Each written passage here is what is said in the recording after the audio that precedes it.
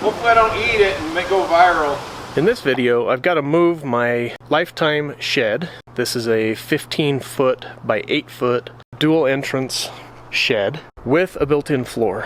I need to move it to a new cement pad, and in order to do that safely, I'm going to build kind of a false floor with some handles that poke out the sides so that we can cheese!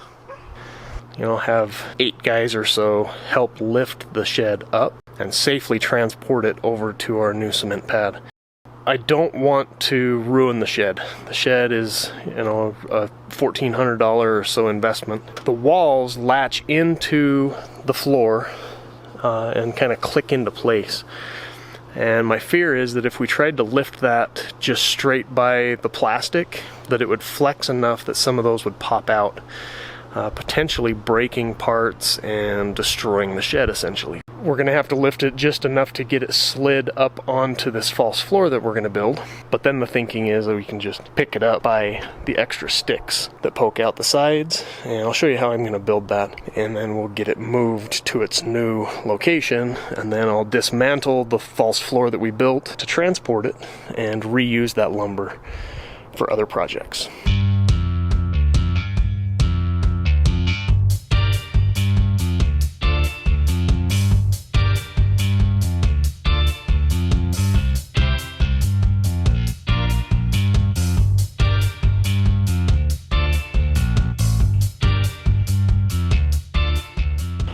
Alright, as far as materials go, we have 4 10-foot 2x4s. They're exactly 10 feet long. And there's the dogs. That's playing. For some reason, that's fun for them. We have 3 8-foot 2x4s.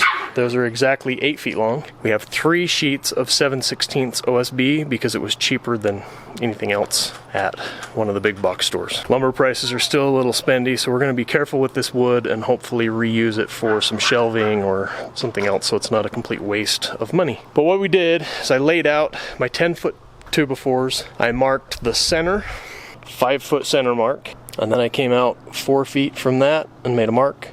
4 feet from that and made a mark. I'm going to have 1 foot overhang on the side of the shed as a handle to hold on to carry the shed with. On the 8-foot 2x4s, there's my granddaughter. Say cheese. Cheese. Cheese, you're so cute. 45 and a quarter. Oh, geez, I forgot my measurement. 1 second. She was so cute, made me forget what I was doing. 45 3/4. So 45 3/4, I'm going to cut there.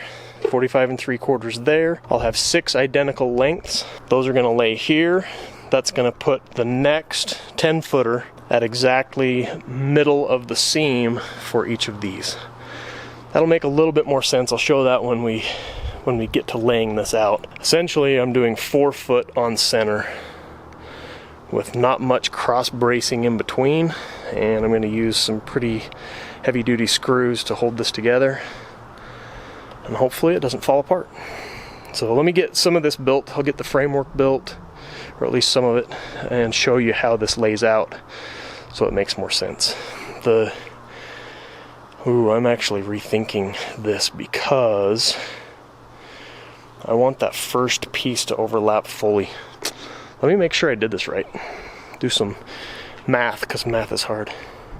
So that 45 3/4 measurement for those cross members is going to be fine for the far end on the left and the far end on the right. So I'm going to go ahead and just cut 2 of those 8-foot 2x4s into 45 3/4 inch lengths and get those sections screwed together, and then we'll worry about that middle section. We'll do a definite measurement. We want to make sure that our 4 foot on center lines up with the center of that 2x4. So we're going to go to that point. So now to kind of explain what I've done. They're stacked, so don't let that confuse you. 1 sheet will go on top of that. It'll be over here on this side. There will be another sheet in the middle, and then the last sheet will go on this side. It'll all be one continuous piece, almost like we're building a wall that we're going to stand up. I need to measure my final width between halfway through that 2x4 and halfway through the next 2x4, subtract.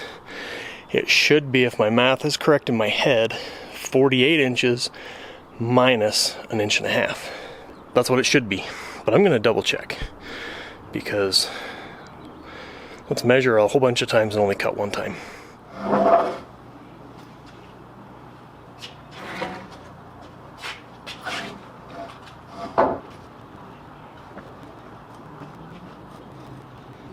So the math in my head was correct. These cuts are going to be 46 1/2 inch, and that will make the middle section here tie together to allow 48 inches on center for those middle boards.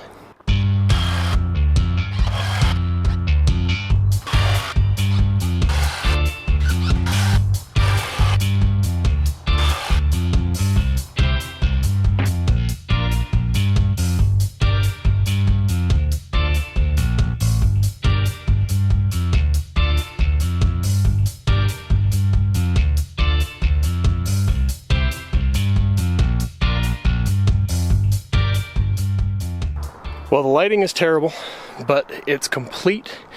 I have all the screws in it. We'll take a look at this thing tomorrow in the daylight, but tomorrow is moving day.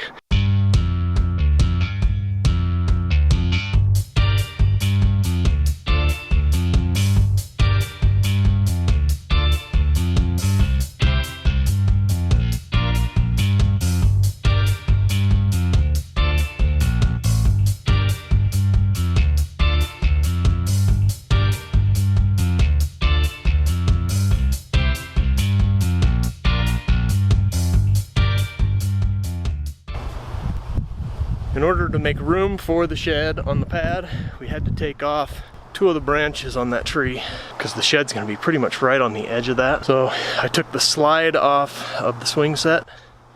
Had to block that because my granddaughter is at our house so that she can't climb up and fall to her death precariously. So now we have a clear path all the way from there to in front of the pad. We should be able to slide it off onto the pad without too much difficulty. Got the shed emptied, as you saw in the time lapse, and now we're just waiting for my son, a couple of his buddies, and several of my friends to come over.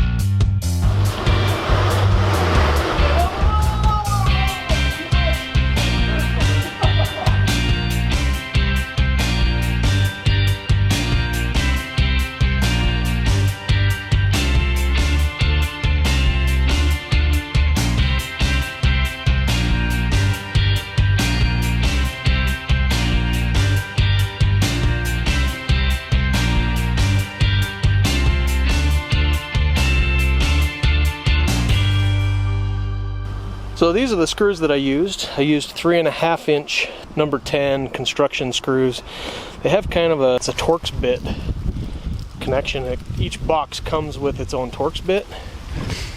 So that's kind of cool, but they have this little drill bit end to them for when it first bites in. Really easy to drive. The screw head doesn't slip off like it does with a Phillips bit. Those are pretty slick. I used the 3.5 inchers to do all of the 2x4s, and then I used 1 3/4 to hold the OSB to the 2x4s. I'm going to be dismantling that like I said before, but we were able to get the shed moved. I believe we had 7 of us, if I counted correctly, to help move that. The doors kind of got tweaked a little bit, and when we got it on the pad, it took a little bit to get those doors back to where they'll open and close good. I think we're good though. Most of the damage averted. I haven't done a complete once over on the shed, but I believe we're good. Now I just got to get the shed reloaded with all the stuff before it rains. Thanks for watching. This is Troy with DIY Home and Auto, moving a 15 by 9 lifetime shed from a cement pad to another cement pad across the yard. So it was a successful move. We didn't do any damage that we can tell so far, and everything looks great. If you think I've earned it, give me a thumbs up. Please like, share, subscribe, do all the things, and I appreciate you guys watching, and we'll see you guys in the next video.